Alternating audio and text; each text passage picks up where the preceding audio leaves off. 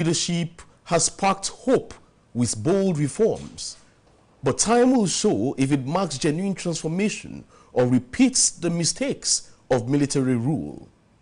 At 36 years old, Captain Ibrahim Traore is currently the world's youngest president, starkly contrasting to Africa's average leader age of 63. He assumed office in September 2022 after overthrowing Lieutenant Colonel Paul Henry Damiba, who had earlier removed President Roch Kabore's government in January 2022. In his inaugural statement, Ibrahim Traore indicated that Burkina Faso was in a state of emergency, citing crises in security, defense, healthcare, social action, and infrastructure. He pledged to combat armed terrorist groups while adhering to the transition timetable agreed upon with ECOWAS. And this is aimed to restore democratic rule by 1st of July 2024. What happened? Following Burkina Faso's withdrawal from ECOWAS and the announcement of a new transition plan, it now appears that President Traore may remain in power until at least 2029. His popularity has soared since his ascension to power, and he is now arguably Africa's most popular president. You want to argue with that? Okay. In Burkina Faso, the Afrobarometer reports that almost two-thirds of Burkinabe believe that the armed forces should intervene when leaders abuse their power. Likewise, 2 out of every people, which makes it about 66% in Burkina Faso, accept military rule, a significant rise from the 24% who accepted the same in 2012. The fact that the survey was conducted at a time when the country was already under military regime portrays a general acceptance, if not legitimacy, of the regime. Well, if you look at the 2 years of President Ibrahim Traore, Burkina Faso's GDP grew from approximately about $18.8 billion to $22.1 billion. He has rejected loans from the International Monetary Fund and the World Bank. He said, and I quote, "Africa doesn't need the World Bank, IMF, Europe, or America." He reduced the salaries of ministers and parliamentarians by 30% and increased the salaries of civil servants by 50%. He paid off a bit of Burkina Faso's local debts. He established 2 tomato processing plants, the first ever in Burkina Faso. In 2013, he inaugurated a state-of-the-art gold mine to enhance local processing capabilities. He stopped the export of unrefined Burkina Faso gold to Europe. He built Burkina Faso's second cotton processing plant. Previously, the country had only one. He opened the first ever National Support Center for artisanal cotton processing to assist local cotton farmers. He banned the wearing of British legal wigs and gowns in local courts and introduced traditional Burkinabe attire. He prioritized agriculture by distributing over 400 tractors, 239 tilers, 710 motor pumps, and 714 motorcycles to boost production and support rural stakeholders. Ibrahim Traore provided access to improved seeds and other farm inputs to maximize agricultural output. If you look at tomato production in Burkina Faso today, it has increased from 315,000 metric tons in 2022 to 360,000 metric tons in 2024. Millet production has also risen from 907,000 metric tons in 2002 to 1.1 million metric tons in 2024. Rice production has also increased from 280,000 metric tons in 2022 to 326,000 metric tons in 2024. He went ahead to ban French military operations in Burkina Faso. He banned the French media in Burkina Faso. he expelled French troops from Burkina Faso. His government is constructing new roads, widening existing ones, and upgrading gravel roads to paved surfaces. He's building a new airport, the Ouagadougou-Donsin Airport, which is expected to be completed in 2025, with a capacity to handle 1 million passengers annually.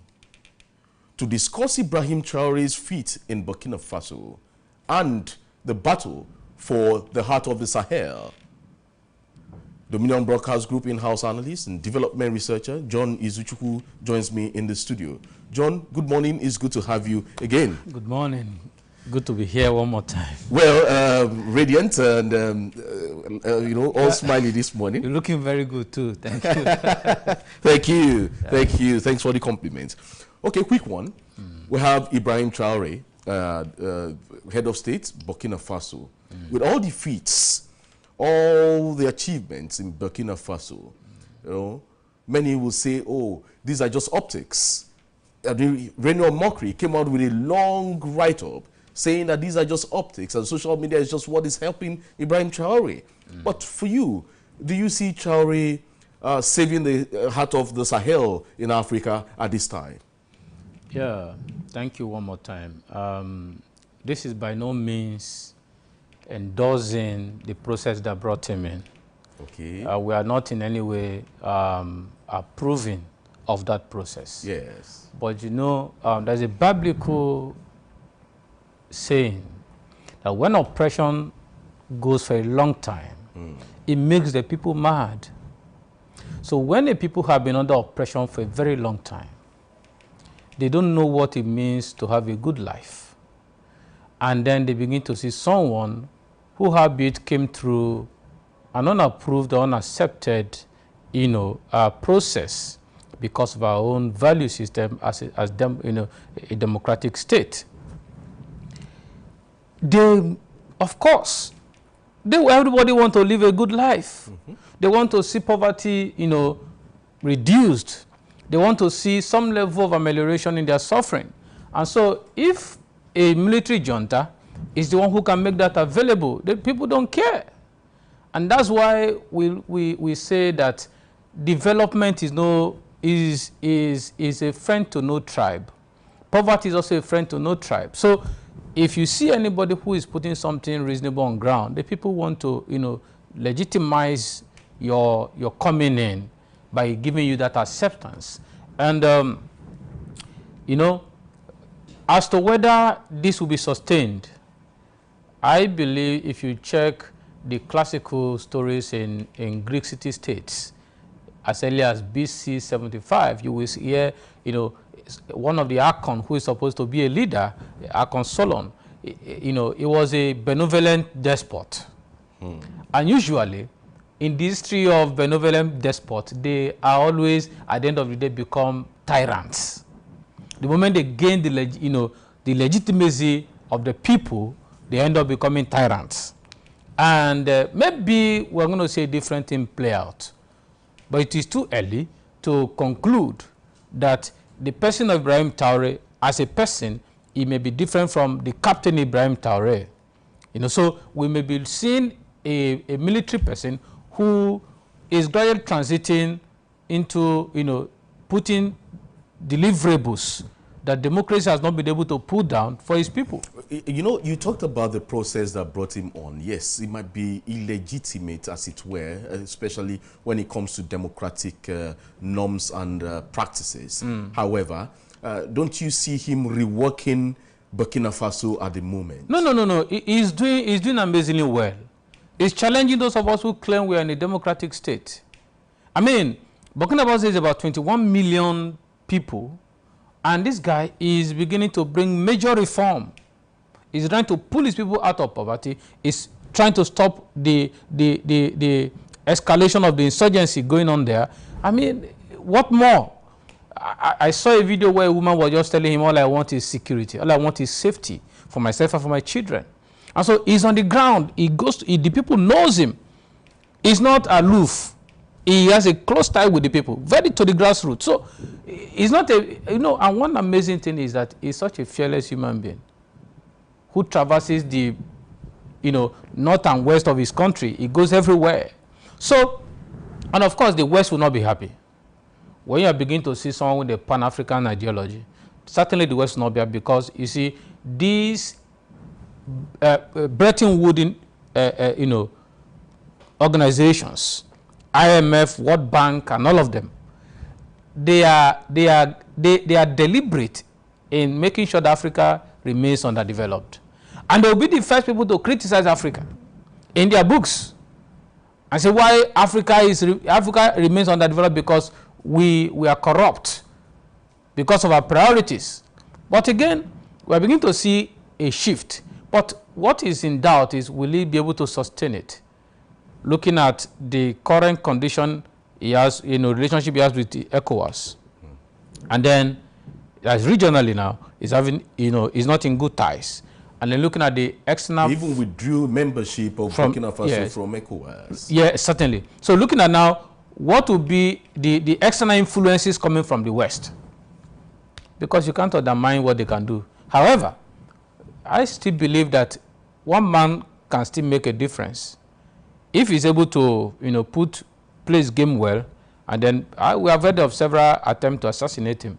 I don't know if that is true, but if they are true, it means that he has some loyalists within his cabinet and in his country who are also on ground to provide that defense for him. So it may be difficult, because Burkina Faso is a sovereign state, and they should be able to define their own path to prosperity. Is he also redefining leadership in the sub-Sahel Africa? You see, especially when it comes to governance? Yes, leadership is about the people. Remember when Governor Fauci was governor in Ekiti State? He was called the governor who made stomach infrastructure available. He will go down to the Amala joint, sit down with the guys who are there, gist with them. The people can easily, they joke with him, laugh with him, shake his hands. There's this connect he has with the grassroots that made it impossible. When they removed him the first time, he was able to come back. Even though the federal might didn't want him, but the people said we wanted him. There's a way you bring development close to the people. The people give you the legitimacy. They would rather want to die to defend you. But you see, you cannot impoverish your people. You cannot keep... Look at what he did. Civil service all over the world. If you have read the Orosanye report, you will realize that civil service is a major challenge in the overall. Because if you have a working civil service, Nigeria will work. So what he did, he knows it. It's a challenge all over the world. So he had to give them a good pay, so that 50% of what you're earning, so that if you flout the rules of engagement, you'll be dealt with severely by the law, and cut down appointees, salary. It shows this person wants the people. He's a man of the people. He wants things to work. Because at the end of the day, Chike, you look back and ask yourself, posterity will judge all of us. And if you have a privilege to lead a state, a country, is a real privilege. Over 250 million Nigerians, for instance, and one person is leading all of us. It's a real privilege. So it's a real privilege as leading his people, over 21 million people. And if he wants to, by all means, he should be able to bring development close to the people. He should be able to move them away from poverty to some level of prosperity, from insecurity to some level of security. Their healthcare should work. And that's what he's busy doing. Of course, we know that there are several attempts to get him out of the way, which is usually the handiwork of the West when they see any serious person coming up in Africa. But as to whether Reno Mokere has the right to even comment, anyway, you see, people are entitled to their opinion, and it's on social media. We know it's antecedent in Nigeria. So he should not be commenting on people who are doing something for their country. Those are patriots who are willing to face the backlash from the West. He's not trying to play to the gallery, and he's trying to face it headlong. He doesn't care. So if he's doing something for his people, let the people be the one to judge him, not you sitting back in America, hoping that one day you'll be appointed to become an ambassador to one country, and then you are there just talking. What did he do when he was in Nigeria? Okay, so let's set aside the issue of Reno or mockery at this time. Let's still look at let's look at Ibrahim Traore. Now, he seemed to have this anti-imperialist point of view, and also have this Pan-Africanist agenda too. Now, do you see him following the ideology of a Thomas Sankara? I think Thomas Sankara is his mentor. Okay. And you see, I have read extensively on colonialism and even post-colonialism and the effect it has on us today. You cannot divulge our current predicament from the impact of colonialism, no matter how we look at it. Because the current elite, as it is constituted today, was a handover by the colonialists.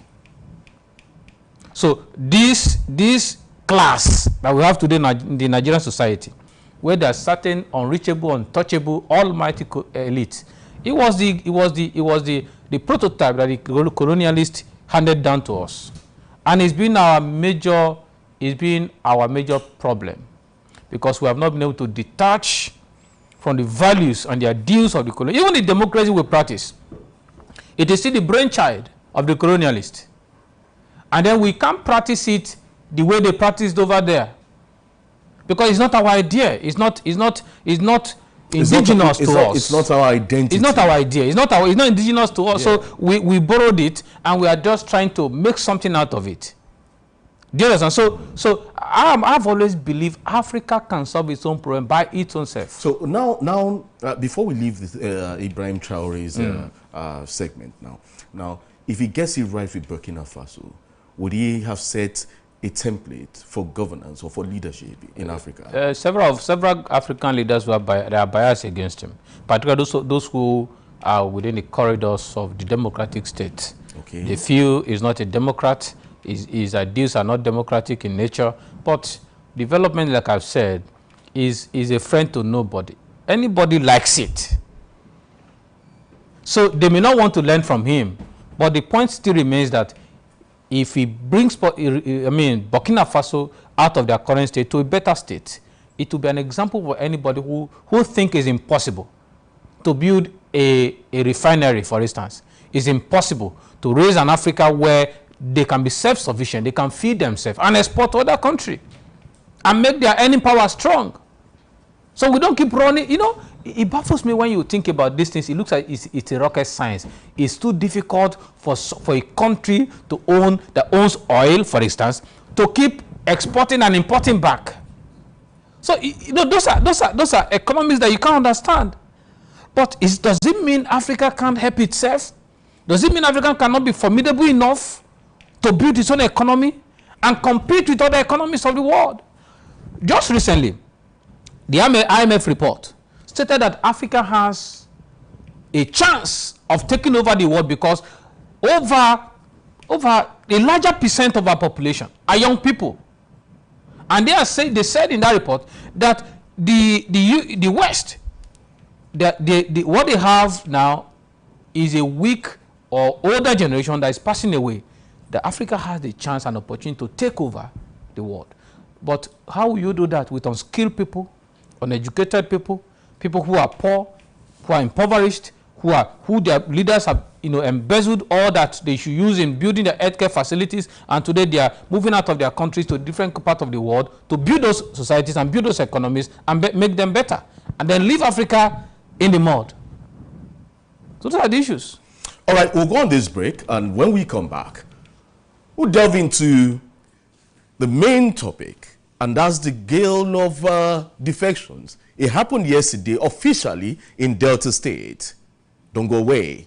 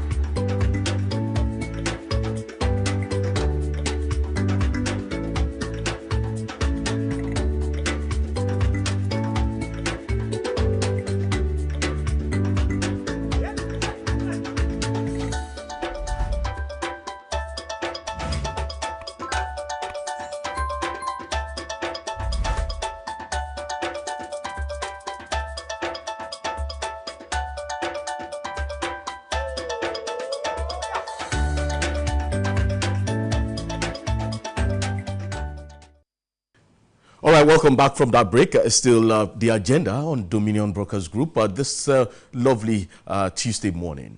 Well, let's delve into the second agenda for today. Vice President Kashim Shettima on Monday officially received Delta State Governor Sheriff Oborowori, former Governor Ifeanyi Okowa, and other PDP defectors at the cenotaph in Asaba, the Delta State capital. Speaking in Asaba, Shettima said history was made in the South-South sub-region following the mass defection of all Delta State PDP members to the ruling APC. Let's get to listen to Vice President Kashim Shettima in Asaba yesterday. In the history of this country, a tsunami of this proportion had never happened.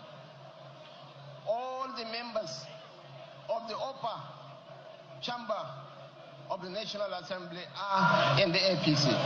The Speaker and all the members of the House of Assembly. So many members of the House of Representatives.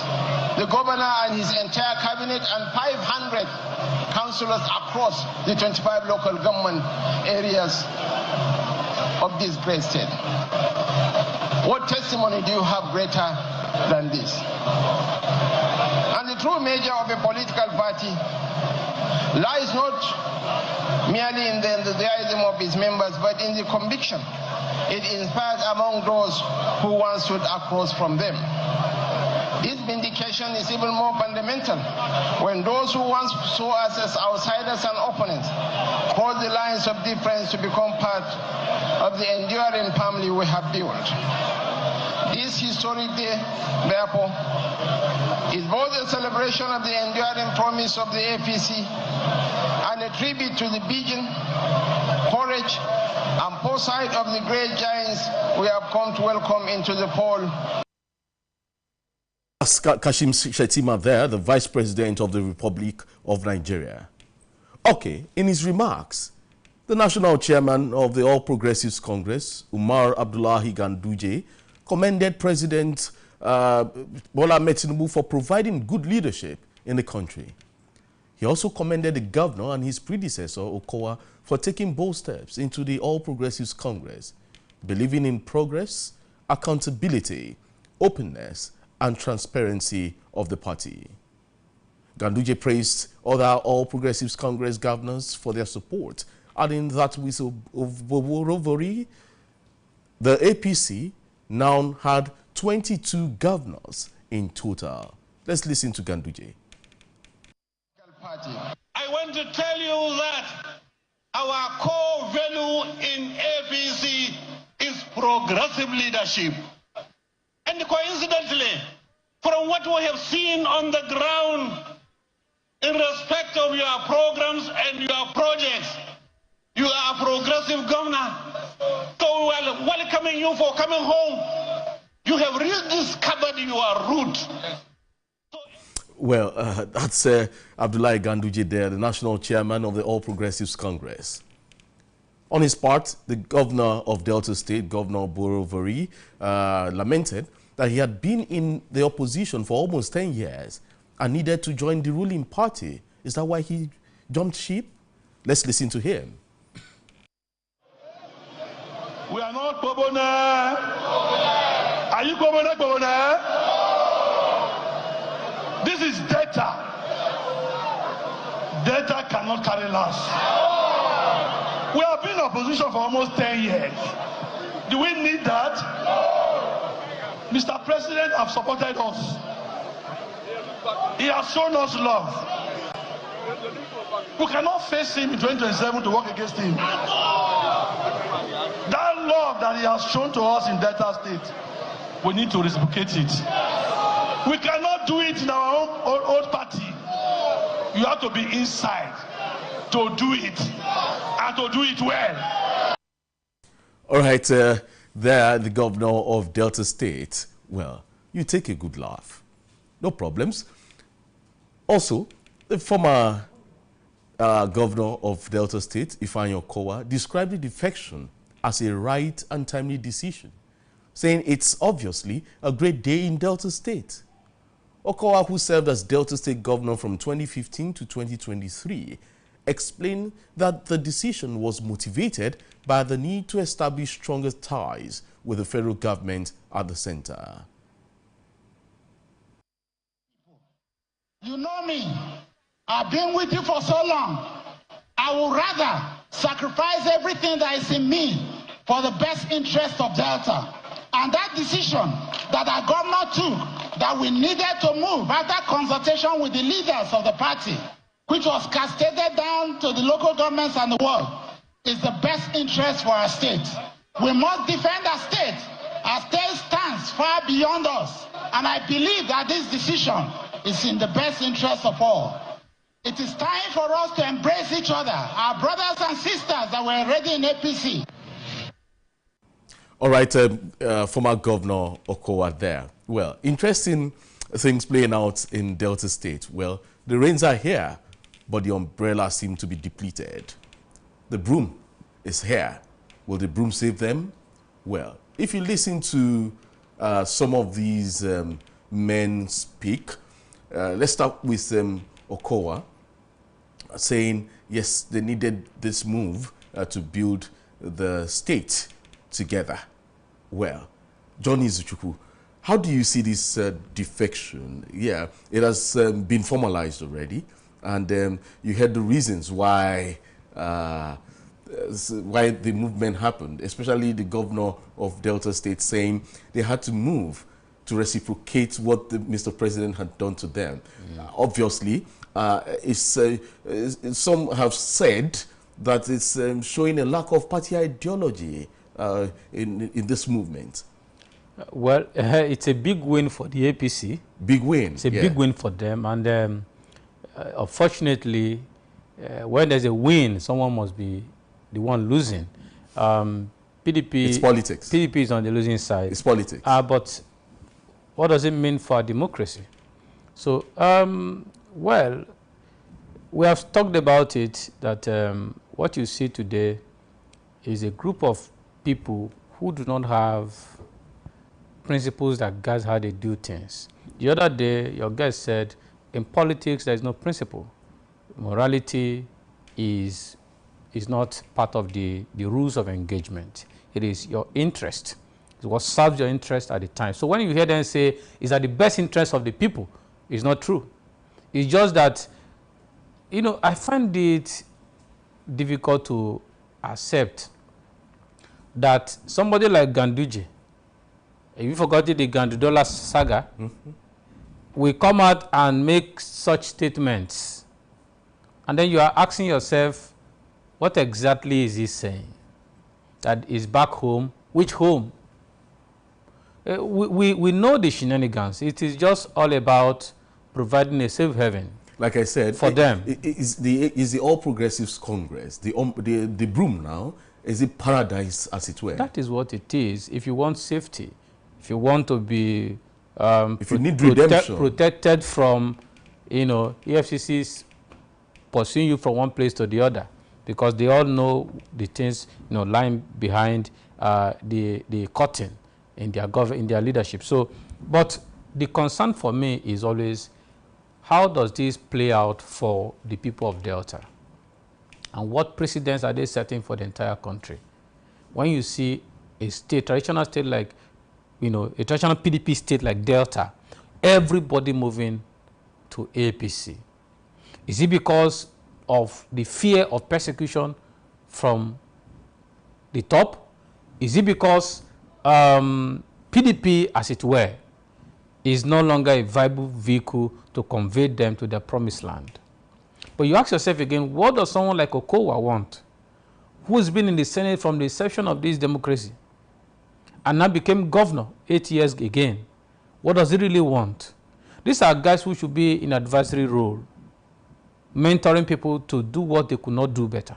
He wants to advise better in the APC. So it's obvious that these guys do not have the interest of their state. Because if you say democracy, my brother, democracy is about building strong institutions that will sustain it. If all the state turn over, like the remaining ones who want to go back to APC, if they all become APC, what's the benefit of having democracy if we now run on one-party state. Obviously, in Delta State, in Delta State, it's now a one-party state. Certainly. However, I'm anticipating the squabbles that is going to come up because, of course, we've been hearing what the Omagege faction is not welcoming this whole move. Because certain persons have been building the party from inception while they were in opposition. And you know, automatically, the governor becomes the leader of the party. Yes. And the governor is coming with certain structures. So is he going to impose the structure on the ones existing, or there will be some, arrangement, which of course will lead to a lot of, bickering eventually. So this now leads me to this point of Mr. President himself.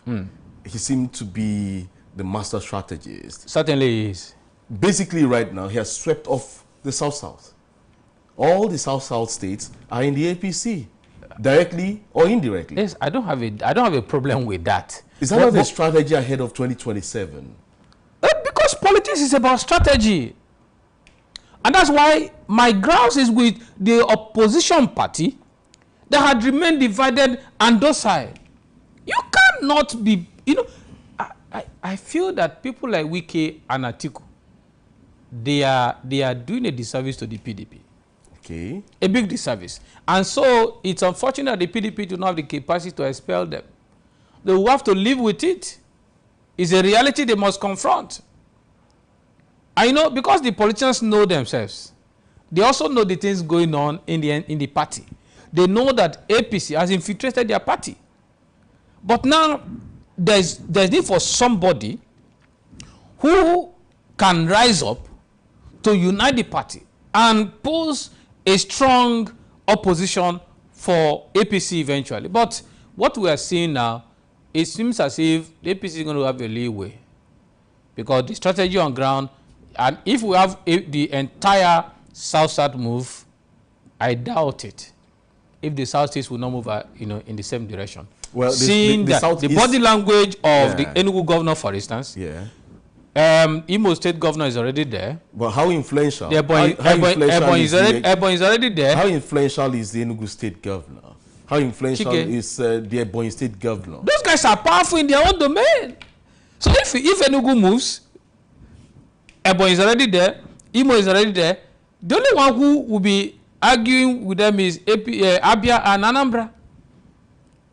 And even Abia, there are different kind of moves to unseat the governor come to 27.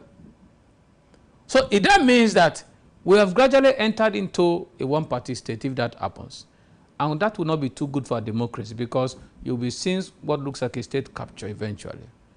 The entire country will be dictated by one person, no divergent view, no opposing voices. It's not too good for our democracy. If we really want this democracy to be sustained, to be strong, we must build strong institutions that can challenge things like this. Well, we have 22 governors in the Federal Republic of Nigeria. As APC members, they have the majority at the moment. Out of 36 states... If we go into election today, I doubt if they will not win. Out of 36 states, we What's have remaining? 22. So it's about 14 more. I hate to say, things that people talk about, oh, Nigeria is a joke. Nigeria is not a joke in the real sense. So what it's just that the politicians are playing games with our mind. They are characters in a comedy movie. They are playing games with them because, you ask yourself, how do you wake up in the morning and hear a news like this? An entire state structure has moved into a different party. Why? You're afraid of being harassed by the ruling party? That's a speculation. But that's what it is because these are major stakeholders in the PDP who should have worked towards building the PDP. Okowa, a former vice president aspirant, the PDP should have worked towards building the PDP. The PDP seem to be in shambles. Do you leave your house because your house is in trouble? But if it's on fire, would you stay there to You get have burnt? to stay there to fix it. But would you stay in the house to get burnt if it's on fire? Is it going to another party that solves the problem? You might find solace in another apartment. I think that we have a big problem with our political class. And we need to begin to rethink it. And that's why we say men of good conscience should get into politics. Because the guys who have there today are not able and willing to deliver the goods of democracy. Well, looking at it on the flip side, and I said it earlier, now the rains are here. There are no longer umbrellas on the street. No, the umbrellas are torn. We only have brooms. Who will save the people from the rainfall? The people will even save themselves. with the brooms. The people will save themselves. How will they save themselves? The people will rise up to say no to any kind of government that want to turn into tyranny. Nothing, you see, we must oppose it. Even if they end up becoming one party state, the people still have a right to say we oppose the tyranny. How do hungry people oppose tyranny? All over the world where there have been revolts, where there have been some uprising, it starts by hungry people. There's a certain level of, penury people can no longer take. That's hungry people who decide not to compromise. Chike, I'm very optimistic that one day, you see, these two weapons that have been instrumentalized every time, religion and poverty, and ethnicity, and in between in between the two finds poverty. Okay. And you see, religion is a very wicked tool. You say wicked? Wicked tool. How? It's the opium of the masses. How? How is it wicked? You see, I know the religious folk may take me about. See, let's look at it from this angle. There are two classes of people today. If we must get Nigeria to work, that we must be able to take down: the religious class and the political class. People are being hoodwinked by religious gimmicks. People are following sheepishly without using their brain. The same way the politicians are, playing mind game with us. No, people are no longer thinking. Because when they bring that game, they use the religion. Maybe, okay, this person will go to the same church where we worship in the same mosque, and we know he's a thief. We know he can't deliver. We say, let's vote for him. Oh, he's from my state, he's from my village. He's from a village, does he put food on your table? Has he provided a job for your 4 children that graduated? Now you are old, you are still feeding them with your pension. Is that your village man? Is he providing job for them? But he tips them before election. My brother, see, that's why we need platforms to tell the Nigerian public the things that they have not wanted to hear. See, this religious class, if Nigeria must work, in fact, I've done an article. Now, this class must be pulled down. Because, you see, I'm not saying spirituality now. Religion. I'm saying religion. Is different from spirituality. Because somebody... This politician will go to big churches, they will go to big mosques, they are going to give them money. Till tomorrow they still pay homages to some of these big pastors and some of these big imams. And then the ordinary Nigerians will be the one to suffer it all the time. When their children finish from school, they recommend it to the politician, they give them jobs.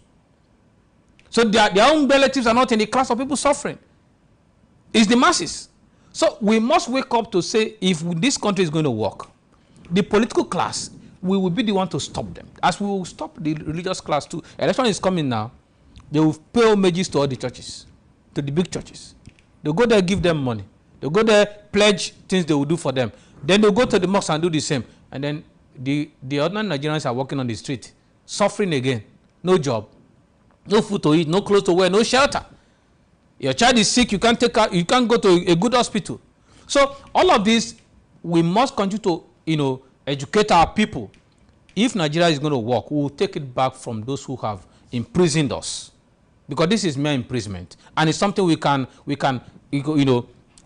bring ourselves out of it without waiting for anybody, and that will mean by going to the poll and defending the poll. And if it doesn't work, we rise up to it. You see, each time I come here to speak on these issues, I tell myself, what's the worst case scenario? That one day we finish talking and then we're out there, they say, my friend, you're under arrest. Because the time has come, if this country is going to work, we all must have a price to pay to get it to work. Otherwise, we'll continue this charade and it will continue perpetually. When my dad was young, it was the same story. Now I have kids. I'm telling the same story to my children.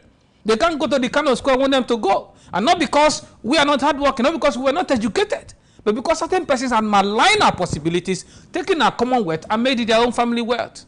How do you think it can be fixed? You said it will get to a point Nigerians will fix it themselves. How do you think it will be fixed? We're already at that tipping point. What's the tipping point? That tipping point is that if you go on the street, right now, the comment I hear from people, you know, I'm a researcher, I will go down to the root. I hear people talk, it's not, forget who the man that is there. He's my village man, but what has he done for me? People are disenchanted. What they are doing is to use the media to clamp down on the disgruntledness of the people. They're using the media to try to shape the narrative, but that's not. But it's not true. Get on. The people are no longer thinking is my village man. There is hunger. People can no longer send their children to school. Go and check the out of school children. It has tripled. So people can no longer feed well. I know professors who can't drive their car to office anymore. Sometimes they come once, twice a week. And the impact of that will mean that they will not be able to teach the student very well anymore. So if you say, let's go virtual, let's go hybrid, how many students have money to buy data, to do the thing, to do the classes online? So you see, it will cascade down to everybody. And that will mean poverty will keep rising. And as long as poverty keeps rising, you are going to breed armed men that will oppose you. Comfort will make all of us relax. But as long as this poverty continues, we're going to get to a point where the people will get to the street to fight for themselves. All right, today is Delta State. Who's next? Well, anything is possible in the South. Any moment from now, we should be hearing from Akwa Ibom. Okay. We should be hearing from Rivers. Okay. Because most likely, Fubara, he wants to come back. And he may try to play the first one by joining the APC, for instance, okay, at least to help himself. Since Wike is still in PDP, okay, so Wike will be in opposition, he will be in the ruling party, and okay, that may give him some respite. And that will be a strategy for him. Maybe he's learning some ropes at the moment. Certainly. So if Fubara joins the APC, Wike is still in the PDP. In the opposition. So he may have the support of the presidency to fight his because it's a game. Politics is about who gets what. Okay. When and how. Okay. So you need to be smart and street sense for that matter. Okay. It's not. That's why political scientists in class can't play politics there, because the ordinary man on the street, the ordinary politician on the street is wiser and street smarter than you. So are we seeing a reconciliation between Fubara and the House of Assembly members? Yeah, all of so that. So that when he eventually, if he eventually comes to the APC, they go with him and bury the hatchet? Well, that reconciliation may be cosmetic. Cosmetic? It may not be real. Okay. But what you will see is that if Fubara goes to APC and Wike still remain in PDP, what you may eventually get is that Fubara may now be strong to confront his master, because the master himself, what he wants is Rivers State. The two persons fighting are not important to the master planner. The master strategist in this matter is the president, the APC. What he wants is not either Fubara or Wike, is the vote of Rivers State 227. But somebody must control the vote. So if Fubara goes to APC, he gets the vote. Who is Wike? Wike is also looking for his own opportunity. And so that sustains his political career. That will consolidate him, and then he can now have muscles to fight his godfather. And so what if Wike eventually moves to the APC? Wike will not, because he knows his chances are slim of getting presidential ticket from APC. It's very slim. Oh, so he will still go back to PDP and fix PDP. Oh. You will say he will go. He won't see. All he's doing is to, it's like a lion chasing all the animals away in the forest. When he needs them, he is still going to mobilize them because he has the resources. Okay. So he is still going to fly under PDP eventually, because he will not get that ticket, whatever his ambition is, from APC. You just said down that the dramatist persona here is the President of the Federal Republic of Nigeria, and what he needs is the vote of the people. The vote. Not these two people, but he needs a driver to drive the vote. Exactly. And if Fubara is willing, Fubara will achieve that, and it will give him some powers to be. He becomes the #1 citizen, chairman of the party in the state. And the leader of the party. And the president will be communicating to the leader of the party in the state. And then Wike will be almost useless eventually. Well, most of the traditional PDP states are now jumping ship. Don't forget, it is safety first. Safety first. They want to be. They are not engineers. They want to be. Only engineers say safety first. But that's what it is. But they are political engineers. They want to be safe. Okay, so this is political engineering. Certainly, they want to be safe first, and then be able to consolidate, and then keep their state. Because you don't want to lose power easily. And that's why I think that PDP is not, they are not, the Mr. days President when wise people in PDP are gone. Yeah, because of our time, Mr. President in the Southwest has only 2 states left to be a part of the All Progressives Congress. Do you think he's going to get these 2 states, Osun and Oyo? You see, if given by what is happening today, if you look at it critically, if the APC brings a very credible candidate, because if you put your head down in Oyo State, the comments are not too good. Too good in what camp? Even in the governor's camp. Okay, the incumbent governor's camp and the opposition camp. The comments are not too good. So it's going to be a serious fight. Okay. If the PDP will retain Oyo State necessarily, it will be a very serious fight, and it will mean that there must be somebody very credible whose capacity is tested to continue what the governor has started. Otherwise, it may be otherwise. But Adeleke himself is, his body language shows is afraid of what will happen next, because the way things are going and the way APC Osun State is pulling him, it may be that it may be taken from him. Okay, so now if you saw the drama that happened in Osun State last week, in Bana, we are having Governor Adeleke of the PDP and endorsing Mr. President under the APC. That could be a strategy. Yeah, he could be a dancing governor, but he's politically savvy. But that's not enough to keep him there, because the people of Osun want him. The people of Osun seem to want him. Well, you see, politics does not really play like that in Nigeria, because at the end of the day, it's the people that should own sovereignty. At the end of the sovereignty is given by a few persons. So they will, if I'm thinking the president may not want to lose his own home state. So this is where I'm going to. Mr. President will want to go for a second term. So most of these states could actually work for him. That's automatic. So to get a second term, so and then they consolidate on whatever they are doing in their states. Exactly, but in the overall, will development be on the table for the average Nigerians? That's what we're asking. Nobody's asking who is there. Because at this point, we have gone past who is there. Who should provide something, should do something that people can get job. Do something that civil service can be a better offer for people today. Do something that private sector can come in, deal with security, deal with our economy. Nobody cares who is there. If all of these are fixed, my brother, you can be there, I don't care. If I can get a good job, a good pay, my children can have a secure future, nobody cares who is there now. All right, you want them to do something. Yeah, but you have to start doing something today. Thank you for joining us today on The Agenda. John Izuchukwu, thank you for being here. Let's keep the conversation going. Do follow us on our social media platforms. The handles, okay, is at Dominion Broadcast on Facebook, YouTube, Instagram, and TikTok. And on the app X is at Dominion Cast. My name is Chike Uwogu. Do have a great day and stay safe.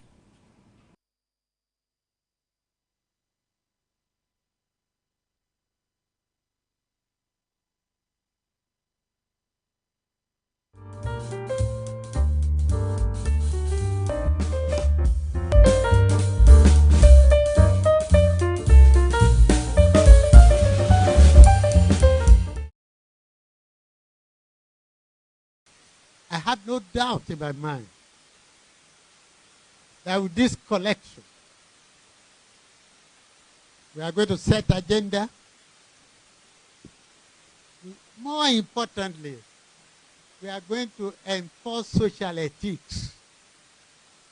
Because part of the problem of Nigeria is that the state is too powerful and the society is too weak. So when the state begins to misbehave, the weak society has no power to hold them into control. So we begin to do social ethicizing. So we not only report, we will not only inform, we will also set agenda.